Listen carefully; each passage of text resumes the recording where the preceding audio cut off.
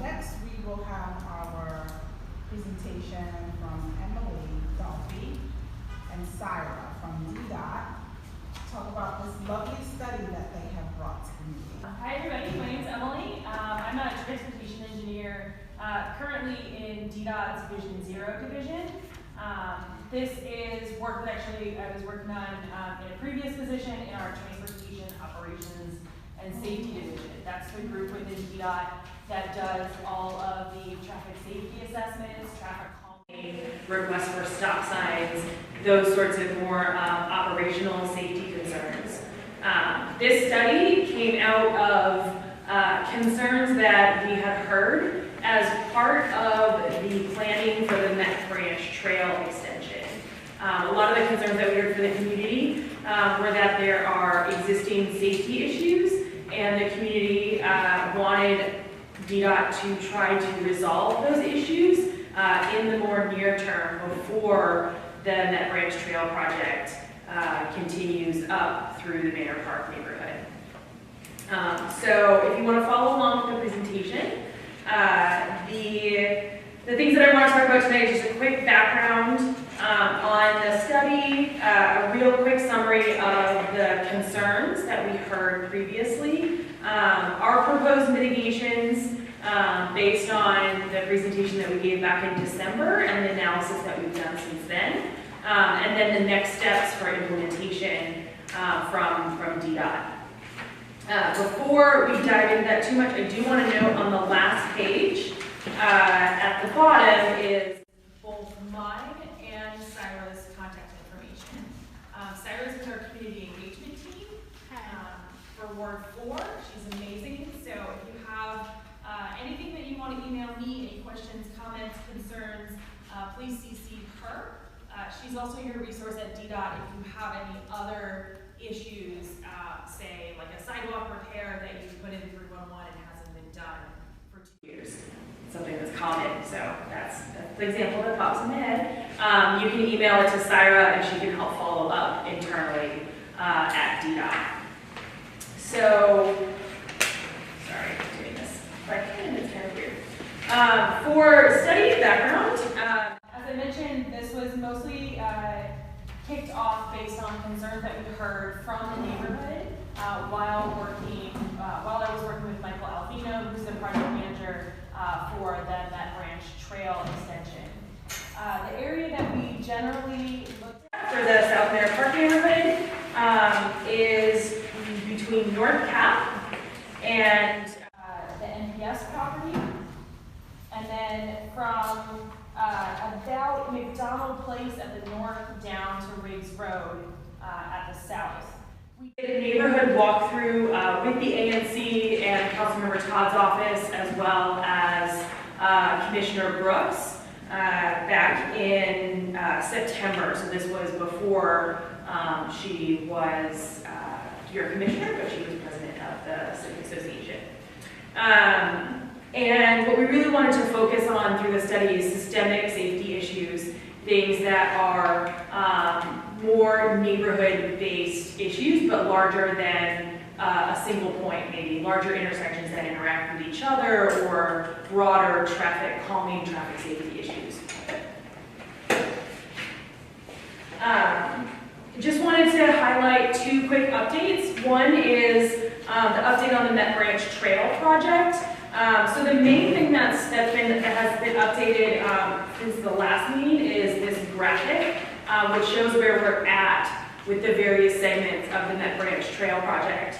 The main thing that I wanted to highlight for this group is that Michael Alvino, the project manager, whose contact information is also on this page, is working on a new environmental assessment to look at rerouting the trail.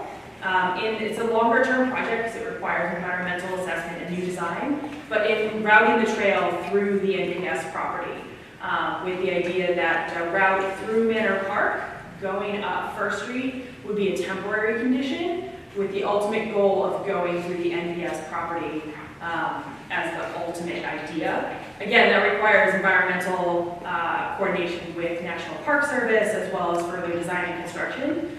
So the First Street is still moving forward. But with the feedback from the community was that they wanted the long term to go for the NPS property. If you have any questions, feel free to reach out to Michael, and he'll be able to answer them. That's the NPS property that's to the east of First Street? Yes. On the next page is a quick update on the livability study. Next week, there is a public workshop, actually on Wednesday, and it's at the Holy Comforter Episcopal Church at 701 Oglethorpe Street. And the purpose of the public workshop for the livability study, which covers the area shown in red on the map, is to present the initial focus areas that are the areas that the team are going to make the broader recommendations as part of the livability study. So the project manager, Cynthia's contact information is also below, as well as a link to the project website. So if you have any questions, and if there's anything longer term or outside of the study area, the livability study is a great place. Livability study is a great place to use as a resource. Real brief, study area concerns. A lot of what we heard were issues with morning and afternoon peak hour congestion on North Cap, on Briggs, on New Hampshire, on all the roads that border the Manor Park neighborhood, as well as that causing commuters to divert through the neighborhood and frequently not behave the way we want them to. Speeding, running red lights, disobeying turn restrictions, not stopping fully at stop signs, all of the things that we don't like to see for neighborhood behavior. Also concerns about generally travel through the area by pedestrians, especially walking to and from the metro, as well as the school. On the next page is just a summary of our focus areas. The main places that we wanted to focus on based on the walkthrough and the previous meeting are highlighted on this map. I'm not going to go over them because they're the next pages. Okay, into the mitigations. So what I did with this was I wanted to highlight what I had shown to the community previously and note any changes to the recommendations based on the analysis that we did and an implementation timeline.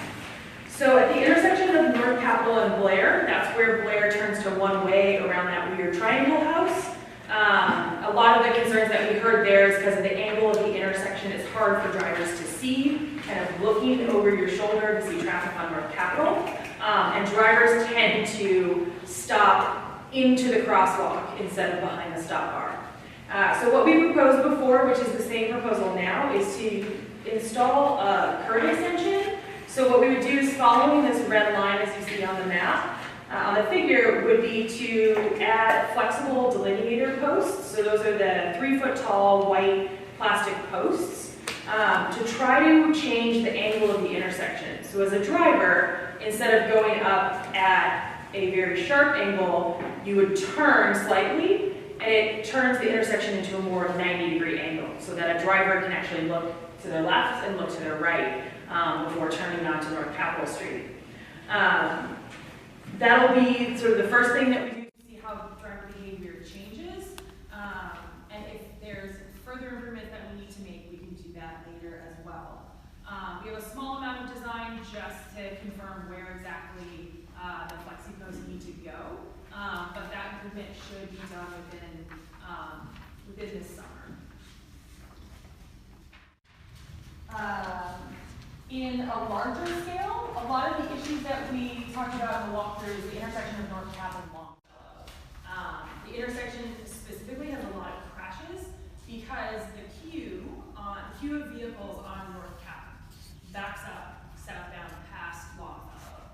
So drivers who are going across Longfellow towards New Hampshire sneak out in between those queued cars, don't realize traffic is coming north, and get T-boned. And that's been pretty common from what we understand from the community. It's happened a lot. So what we looked at is two separate things. One of the things that we looked at was the possibility of installing a traffic signal there, which based on the number of crashes, we may be able to justify, but it is 150 feet to the south, from the signal to the south. Typically when we install a new signal, we like them to be about 300 feet spacing. So since the volumes are relatively low, what we would like to do is actually explore the other option, which is to potentially make some changes to the circulation and the operation of the intersection. So what we looked at was the idea, which came up at a site visit back in September, of to swap the configuration of the unit blocks of Longfellow and Madison. On the next page, what we saw, we took traffic volumes, and what we saw was that there's about 75% more volume on Madison than Longfellow. That's because, in my opinion, what's happening, what I'm seeing is drivers are coming down New Hampshire, turning right on Madison, and going straight across North Capitol Street. So what we're proposing is to actually swap the unit blocks so that Madison would come out to North Cap, and Longfellow would go away from North Cap, actually in both directions, which is what's on the graphic on page 13. So drivers coming down New Hampshire wouldn't be able to go all the way across Longfellow, so that would help mitigate some of that volume increase. And drivers coming out of the neighborhood using Madison, while the sight distance there is still not great, at least it's far enough from the signal that drivers should be able to see traffic in both directions. Additionally, separately, we're also looking at potentially reducing a lane on North Capitol. So right now what happens is there's the peak hour restriction. So in the morning, you can have 2 lanes going southbound. In the afternoon, you can have 2 lanes going northbound, south of Kansas. So we're looking at seeing if those lanes are necessary or if we can just keep it 1 lane in either direction and allow parking at all times, which would help slow the speeds on North Capitol through that section. Because even during the peak hour, the speeds can get pretty high because there's not much going on in terms of traffic in between New Hampshire and Kansas. It tends to be a bit of a speedway. So our proposal would be to change the unit block of Longfellow to 1-way westbound, just the unit block of Madison to 1-way eastbound. Also change the block of Longfellow between North Cap and New Hampshire to 1-way eastbound, so Longfellow would divert away from North Cap. Also shown on this graphic is because of now the ability to go down Longfellow from North Cap, we would add a small left turn lane for drivers coming northbound to turn into the neighborhood. That requires some configuration changes in order to allow that, and potentially also moving the bus stop up past the Longfellow intersection. So ideally, this works best if we do the configuration changes to the unit block of Longfellow. But as I was thinking, Longfellow and Madison, but as I was thinking about it today, we could look at just, I realize the residents may not like the circulation change. What we could try as an intermediate step is just making these striping changes to North Capitol Street without necessarily changing the configuration of the roadway.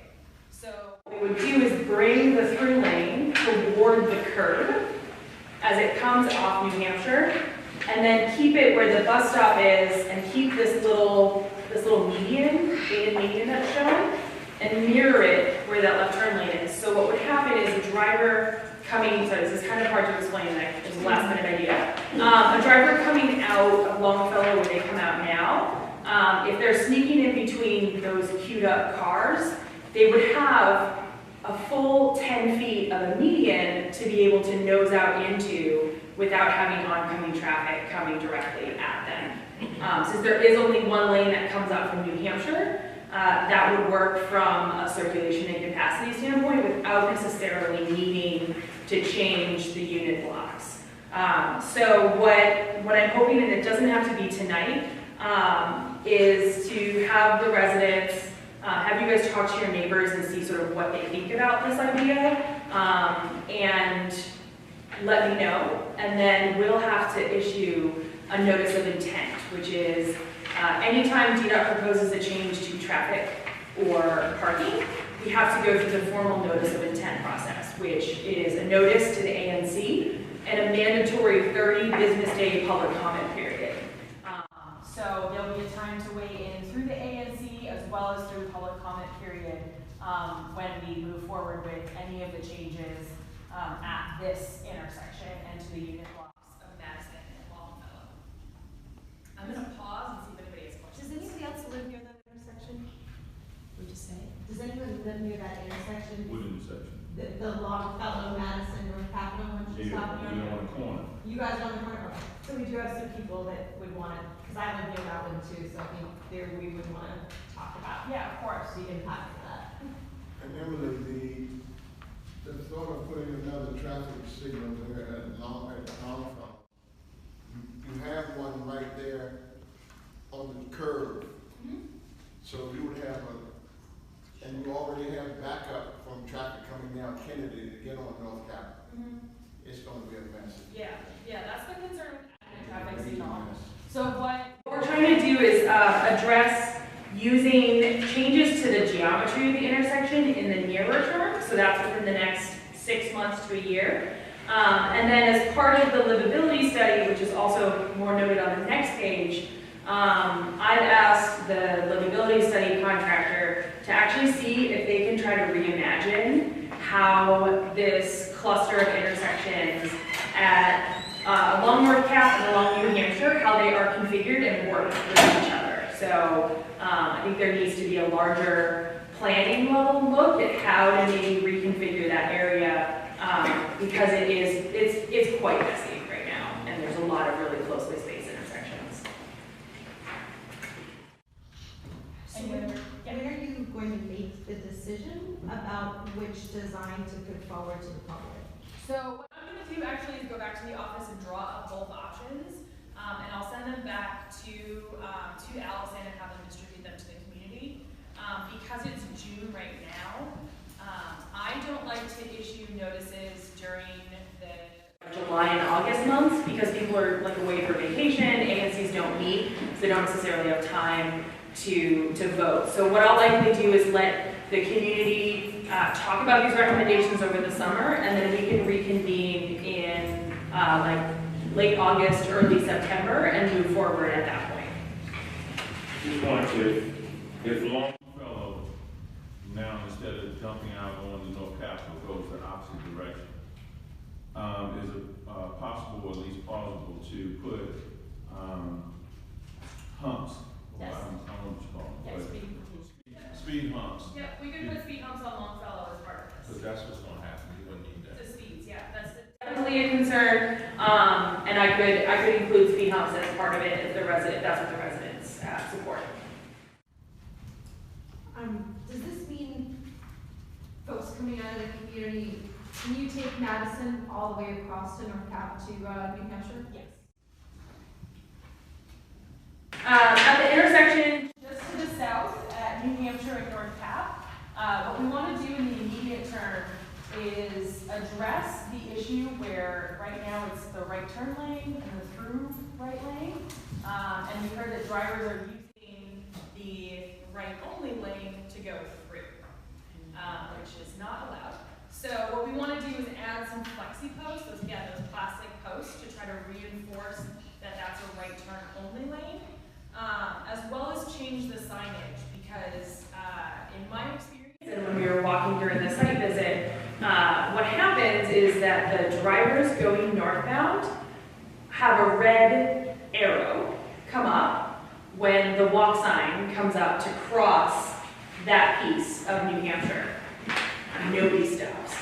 If they stop, they go anyways. So we want to try to alleviate that a little bit by changing the sign that's there now, which says right turn on green arrow only, with a more standard no turn on red sign, to try to reinforce that you can't turn on red there. And then also we're taking a look at how can we potentially reconfigure the actual signal infrastructure to make it more obvious to drivers by putting what we call a mast arm. So that's a small, we only have 8-foot mast arms, so they're the small mast arms that you see that stick out, and adding another signal head. So another red, yellow, green light onto a mast arm to help reinforce the configuration of the intersection and that you shouldn't turn right on it. Again, longer term, trying to work with a livability study on how we can reconfigure this area because it is really difficult. I have a few ideas.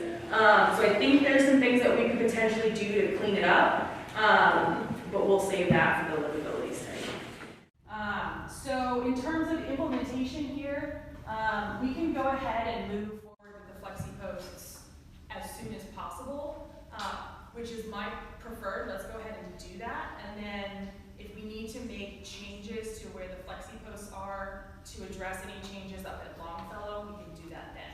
But let's at least get the posts in to try and reinforce that in Beagle Giver, and as well as the signage change. Those things we can do immediately. So I don't know if it's here, because I don't understand the language too much, but when you're on Longfellow, northeast, making a left-hand turn to New Hampshire, so the traffic on New Hampshire really stops. Yeah. And so you really can't, it takes a long time to make that turn. In addition to that, you can't see the traffic that's coming up New Hampshire. So you can't make the left-hand turn because of the traffic coming south on New Hampshire. In addition to that, if you could make a left-hand turn, you can't see the traffic coming north. Because of the queue? Okay.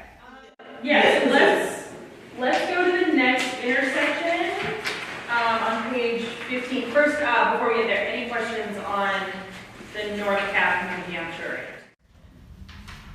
These are changes you're gonna make without a public comment period, or you think these are? Yeah, because they're just Signage. they're just signage and minor marking changes. And the feedback that we got at the last meeting was generally favorable, which is why there weren't any changes to this intersection. And the flexi post you're gonna do. Yep. Okay, so you are saying coming Longfellow to New Hampshire that you can't make a left on New It's Hampshire. difficult to make a left, yeah. Okay, so I'm gonna have to double check and see if we need to make any changes, because I don't think we necessarily address that concern. But I'll double check and see what we could do. So what we're proposing as part of this intersection improvement is a lot of what we were seeing is all the traffic coming down New Hampshire, especially during the morning, but also during the evening and also on weekends and also all the time, backs up from North Cap and through the Longfellow intersection, as you're mentioning, and then leads to a lot of blocking the box. So that's drivers stuck in the middle of the intersection at the signal at Blair. So what we want to do is actually restrict that left turn just during the morning and evening and peak hours. So that's 7 a.m. to 9:30 and 4 p.m. to 6:30. So that what we would do is actually stop the southbound traffic. They would see a red light, but the northbound traffic on New Hampshire would have a green light. The reason that we need to restrict the left when we do that is so that drivers don't get stuck making that left turn, not necessarily understanding that there's oncoming traffic still happening. That, however, does exacerbate your concern, so I'm going to double check on that and see if we need to make any tweaks. One of the things that we had originally proposed was also adding markings within the Longfellow New Hampshire intersection to try to reduce drivers blocking the box there. So adding a marking that's an X through the intersection to help reinforce that that is an intersection and that drivers will be going through there. So for this, what we would need to do, that does impact the delay at this intersection for drivers coming southbound. Because now if you're coming south on New Hampshire, you're going to see a red light for a longer time at Blair. But you're just sitting at Blair with a red light, instead of a green light, waiting for traffic to go towards North Cap. So ultimately it's not going to really change operations, but it may end up decreasing the amount of vehicles that come down Blair Road during the morning and afternoon peak hours. So that commuter traffic that's diverting through the neighborhood, we may see a little bit less of that. Drivers can just make that movement by making the left on Longfellow and then the right onto Blair. So we shouldn't see too much of a change, but it might be enough to just get those volumes down a little bit. Any questions about this intersection? On Blair Road, there's constant flow all day. And for some reason, it has become a major travel route. Probably To because get people are avoiding from- our cap. Yeah. to get from Fort Cotton over to North Capitol and then up Blair Road. So I'm wondering actually if that would work, not just at rush hour, but at all times of day. That intersection is blocked, either for both lanes trying to cross New Hampshire or the one coming toward New Hampshire from Blair. Yeah, so I can definitely take that back to the team and talk with our signals group, who's the one who's going to be making these changes, and suggest doing it. That was my original suggestion, was to do it at all times, and they said, like, let's try peak hours. But I think doing it all day is reasonable, so we can have that discussion at DDOT again. Is it possible to, I know it's referring to, because Blair Road gets blocked by New Hampshire Avenue traffic. So at Blair Road in New Hampshire, can you make that light red while the North Capitol and New Hampshire light is still green? That would pull those cars, because they just can't judge that by the time they get there, they won't get the red light, and so they'll clear the intersection. So if you stop them here at Blair Road and New Hampshire as a red, those people who are already in front still get the green at least for a few more seconds. Yeah. And that way they move up and kind of clear Blair Road. Of course, that means they're gonna block Longfellow. But if Longfellow is no left turn from 7 to 9:30, you won't necessarily have to worry about that unless the Longfellow is still trying to go across New Hampshire to get on Blair Road. But most of those people are trying to make a left. Yeah, so I can have our signals team take a look at what we call the coordination, so how the signals operate in relation to each other, and see what we can do to try to flush that traffic down New Hampshire towards North Cap, and try to reduce the box blocking behavior as well. What I see is like kind of what we said, in the morning, peak hours in the morning, for whatever reason, like you said, you can't judge that they don't understand that night, the North Capitol, New Hampshire, it's gonna be red, and you're gonna keep trying to go anyway. They do And 7 people are on the red light anyways, so. right, Yeah. true, but I'm just saying, like you saying, that the box is blocked. They don't pay any attention to that. Don't block the box. Yeah. They're not even looking at that thing. I mean, it's crazy because sometimes it's so that the people coming from North Capitol going to Riggs, they can't move. And the only people moving are the people coming from Riggs. Yeah. For the most part. No, I'm just saying. I mean, always. Yeah. But I see it every morning. That's why. Yeah, so, I think longer term, I would love, if anybody's available on the livability study meeting next week. For those of you that came in late, the longer term livability study has a meeting next Wednesday, to start talking about longer term recommendations. And I've asked them to look at, the cluster of intersections in this area to see how we can re-envision them. It'll take a large capital project, a fair amount of funding and design and environmental work, but I would like them to really see how they can reimagine this area to try to solve a lot of those congestion and blocking issues. It's next Wednesday. It's on the third page.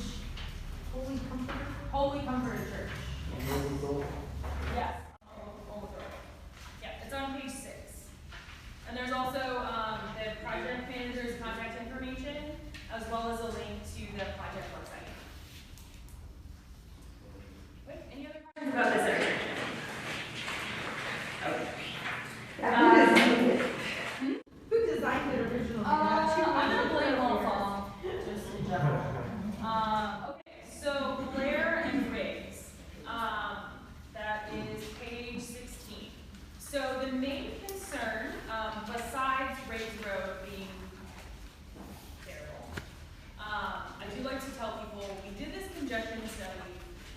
2 years ago, where we looked at DDOT. We looked at the general congestion and reliability of travel times on roadways. Riggs Road is the worst roadway in the district. That's not a bridge from Virginia. A lot of that has to do with how it connects across the railroad tracks, in that either if you're coming from northeast or Prince George's County, you're either coming in via New Hampshire or you're coming in via Riggs. Otherwise, you're going over a mile to the south down to Taylor Street. That's the only other way to get across the railroad tracks. So Riggs Road is just unfortunately congested at all times, and the reliability of the travel time is not reliable at all. So there's a lot of issues that come from that in terms of the congestion, and we're trying to figure out how, working with the Office of Planning, to see if there's things that we can do to the south to try to alleviate that. But in the near term, Riggs Road, terrible, I'm sorry. But a lot of the concerns at the Blair Road intersection is that drivers who are coming down Blair, either from Longfellow, from the other side of the neighborhood, or people who live in Manor Park, coming down Blair, trying to get to Riggs.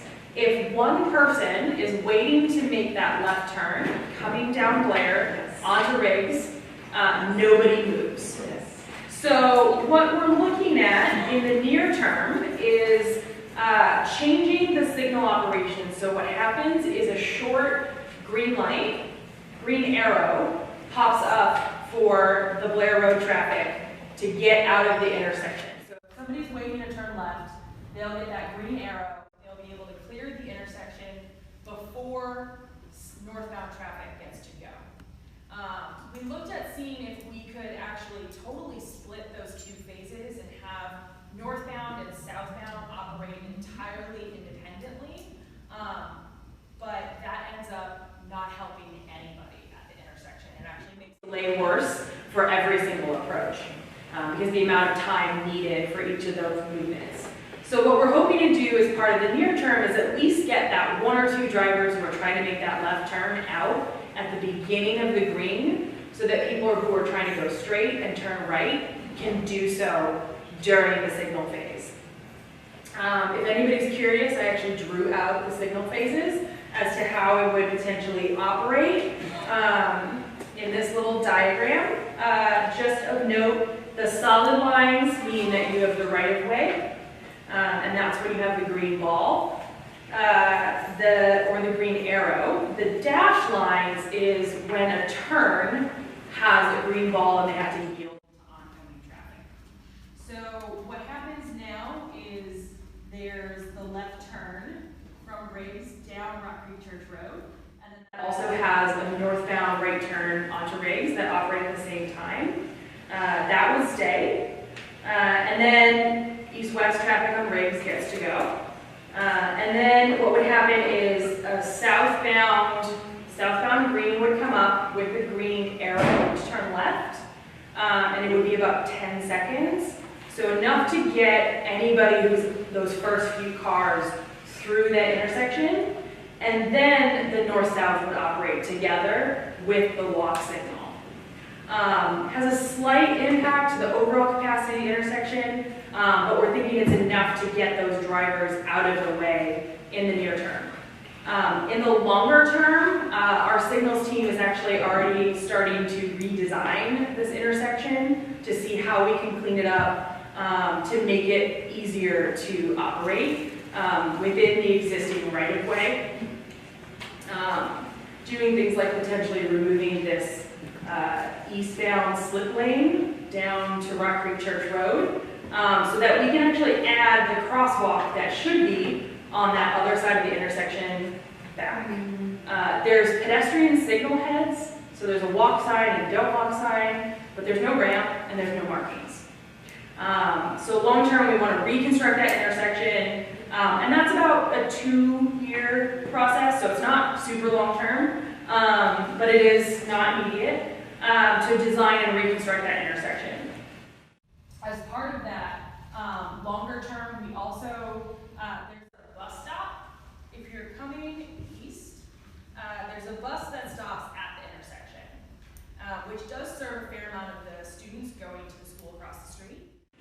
There is a light planned as part of the Net Branch Trail project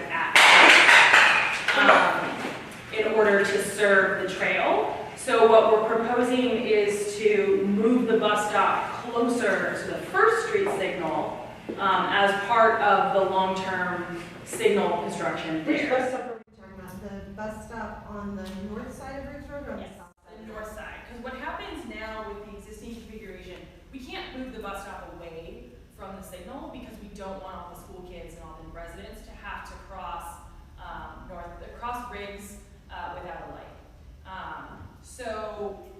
But if you want it at first, there's no. When there's a signal. So there's a signal coming as part of the Net Branch Trail project. When is that supposed to be installed? I can get back to you on that. It's under design right now. I think it's like 3 years out or so. So what happens now is when the bus gets there and the bus is stopped and the light is green, there's also frequently someone waiting to turn left onto Rock Creek Church Road. So nobody can get through the intersection. So as part of the longer term effort, if we can move that bus stop away from the intersection, while someone's waiting to turn left on a green ball, some traffic will at least be able to get through. So that should help with some of the Riggs Road general traffic conditions, at least in this area. Any questions about this? So the signal timing changes, when do you think that might happen? It should be by this fall. There's minor changes that they need to make. They have to issue the notice of intent, but they also have to make minor changes to the signal itself. So in order to put in the left turn arrow, they have to add that light. But that's relatively simple. They just take down what's already there and put up a new signal head. But that does take a little bit of design and construction. So it's within the next few months or so. I'm hoping fall. I'm going to try to get them I'm going to try to push them to get it done before school starts again in the fall semester. But I'll have to confirm timing with our signals group. Okay, so when you said it was a 2-year process. That's to reconstruct the whole signal.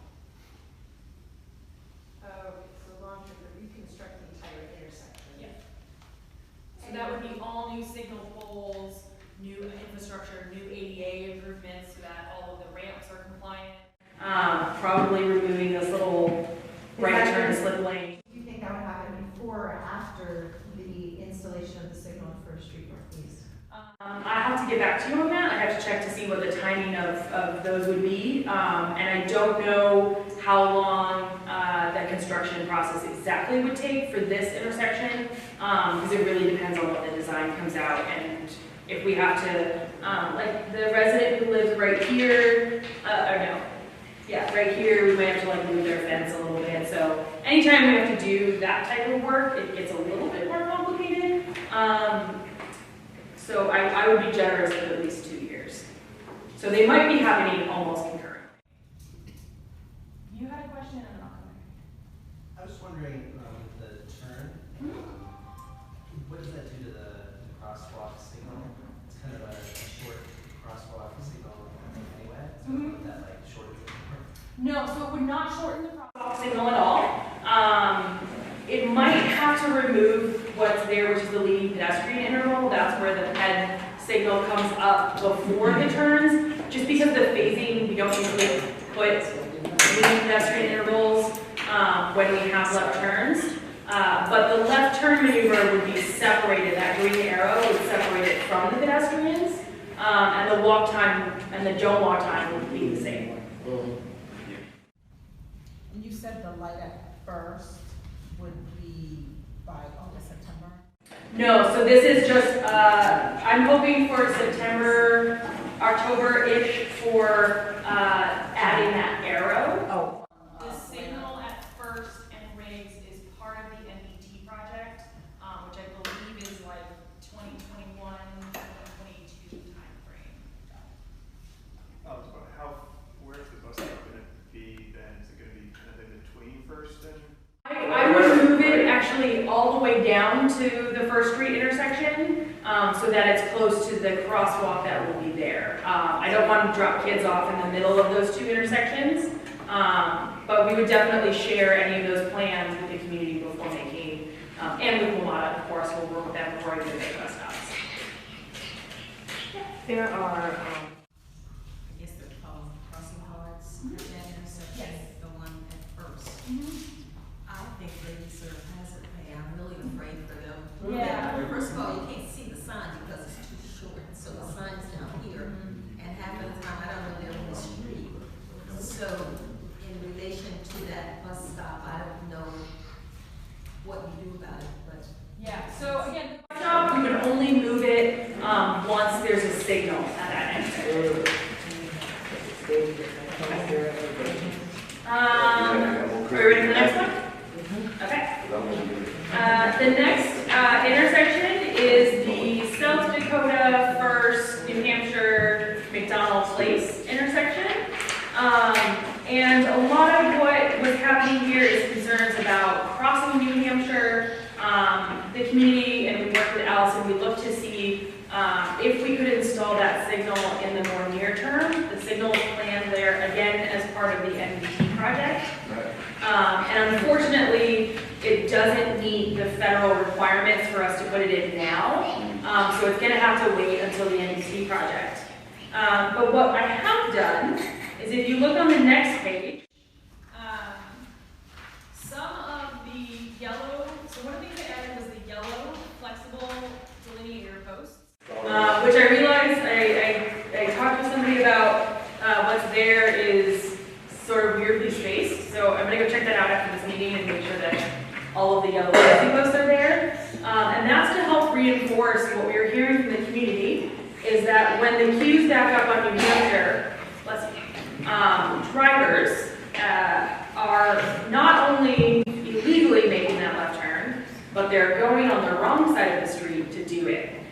So the yellow flexi posts along the center line should help reinforce that they can't go to the opposite side of the street.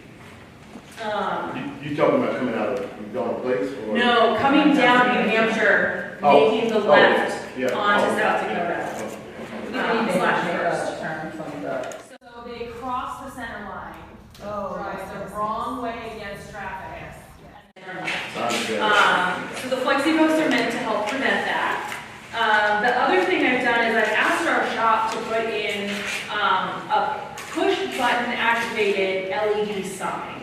So what that would be, as you see in the picture down here, is it's the normal pedestrian walking man sign, but it's controlled by a push button. So when somebody walks up, pushes the button, there's a ring of LEDs around the outside of the sign that blink.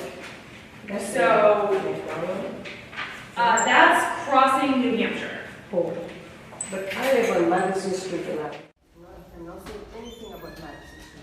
And there's an accident out there every night, every morning at New Hampshire and Madison. That didn't come up previously, so we can talk about that. But that was not something that was raised in the walkthrough. over 30 years ago. That's true. And nothing has been done about it. Okay, I can follow up with you after this. Thank you. Sure.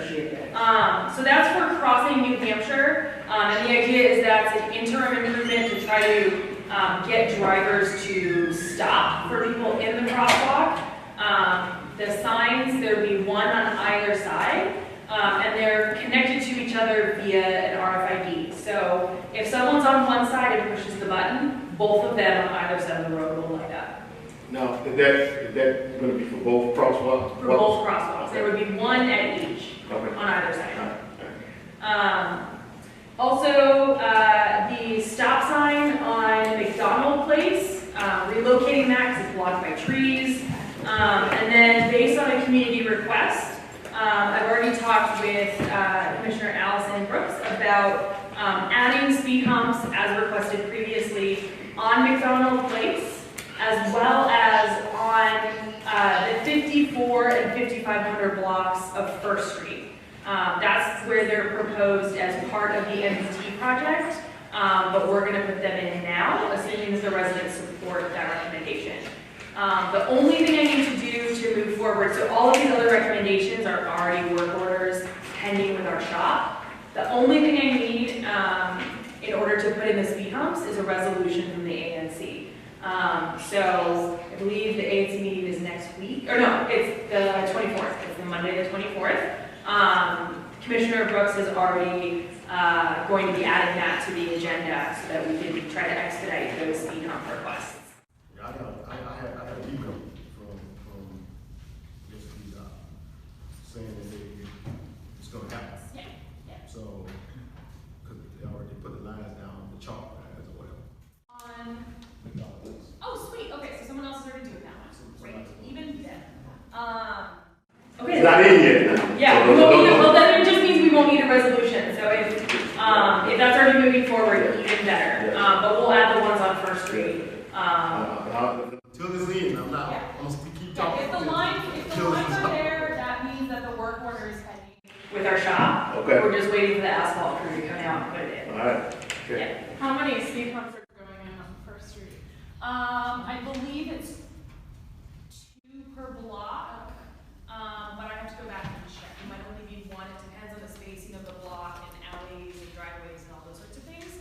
I'll provide that information to the commissioner before the ANC meeting. Any other questions about this area? How do you, adding the flexi post on New Hampshire for the cars to not make the illegal left turn onto First? I get that it will stop them from crossing the lanes of traffic to make that, but how does it stop them from just making the illegal turn, period? It doesn't. The only way that we could stop that is by actually putting the flexi post all the way across the intersection, which would block the traffic going across South Dakota and McDonald. So we could do that in the near term if that's desired by the community, but knowing the limited connections through the area, I would be reticent to cut that off. At that corner, it says no left turn at the rush hour in the morning. Could the sign become do not enter in the morning? Good point. Maybe. I could take a look at that. My only concern whenever I do not enter signs is that I prefer term restrictions, because if you live in the neighborhood and say you need to go out during the peak hour and drop your kids off, you have a doctor's appointment, you just want to leave your house, you are also beholden to those restrictions. So if we ask MPD to come out and enforce, they will not make any distinction as to whether you're a resident or somebody driving from Maryland. But I'm beholden to it when it says no left. Correct, but if it's just no left, then you can still come up New Hampshire or across from McDonald.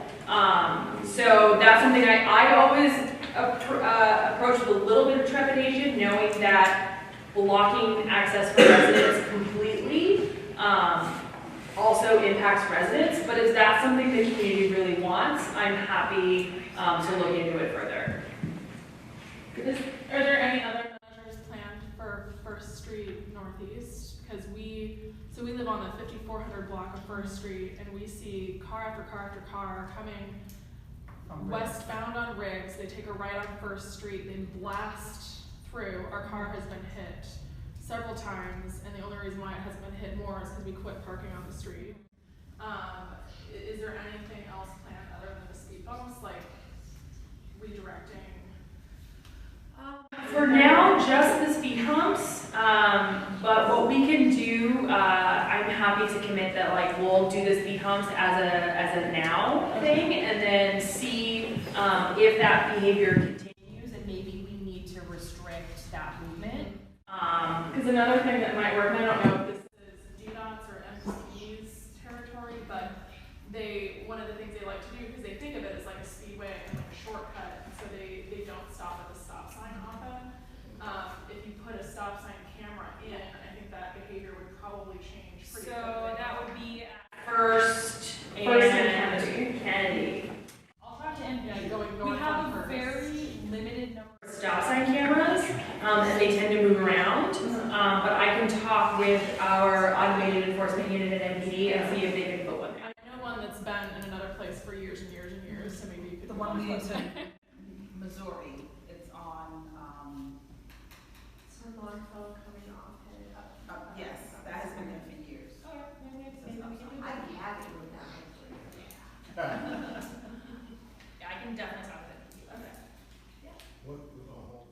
back to the Dawn Place track, when you're going east towards New Hampshire, they put the markings down where people are not, shouldn't get in that lane to make a left on New Hampshire. But for the first few months that marker was down there, it was okay. But now they're back to, going left instead of going through, like staying in line like everybody else does. Oh, like they're going around. They go around and they make the left on New Hampshire. And what I was told by these guys, I did a walk through. With probably me I got his name. I think, yeah. I did a walk through and what they discussed was the flexi poles for that marking to keep cars from getting. Yeah, let me circle back with him tomorrow, and I can talk with him about adding the flex post there. Yeah, because that marking all now, because what's happening is it's getting summertime, and they don't like the fact that they're back up to New Hampshire, North Carolina. So they're just driving. They just drive around the person. And, we can definitely add flex post to that as well.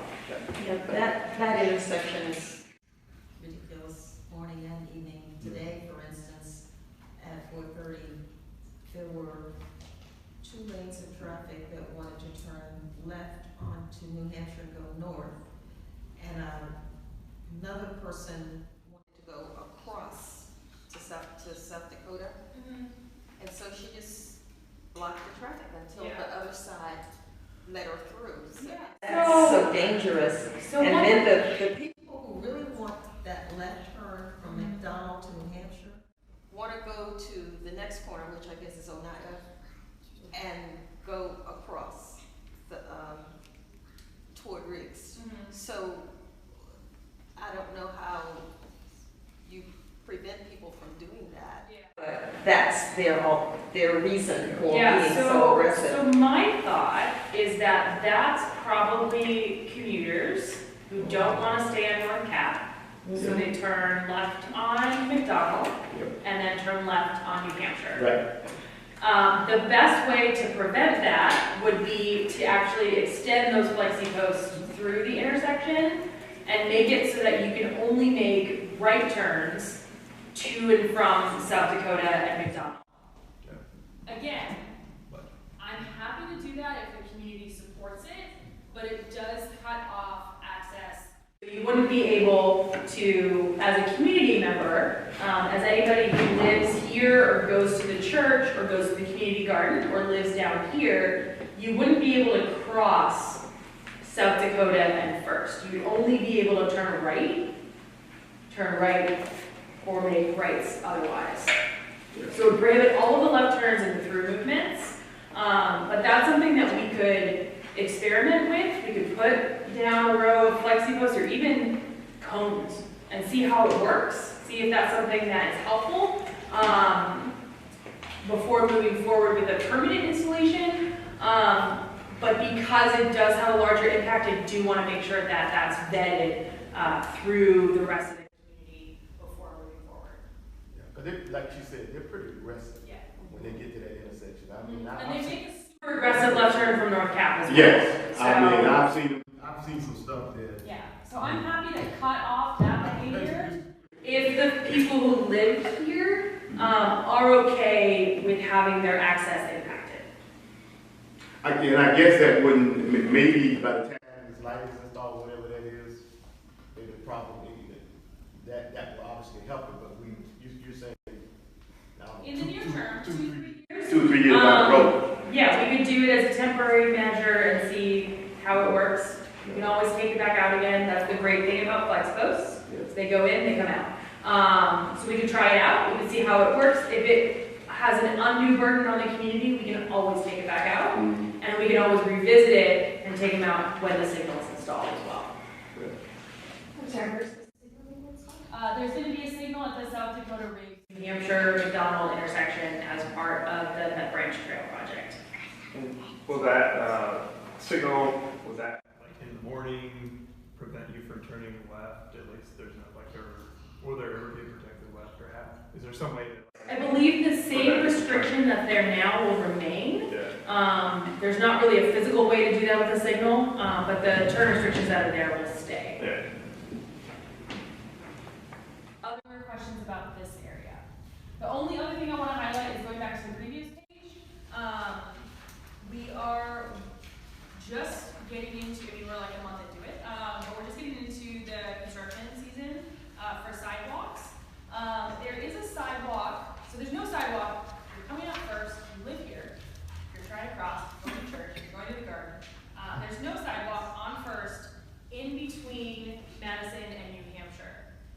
There is a sidewalk planned as part of the MBT project, but what I'm having our sidewalk team look into is if in the near term, we could actually put Jersey barriers and delineate a sidewalk behind those Jersey barriers. This is really, in all the times that I've been around, there's not really any parking through this area. There's like one home that lives sort of on that section of South Dakota before it turns into First Street, and not really a lot of demand for parking. So it would remove the ability to park on that side of the street in the near term, but it wouldn't change the ability for two cars to go. But it would allow for pedestrians to safely walk behind a Jersey wall. Those are the concrete barriers in the near term before we can get the MBT constructed. But there's no parking on that side. I think there's a parking, no parking. It's the same, I think it says no parking. I think it does.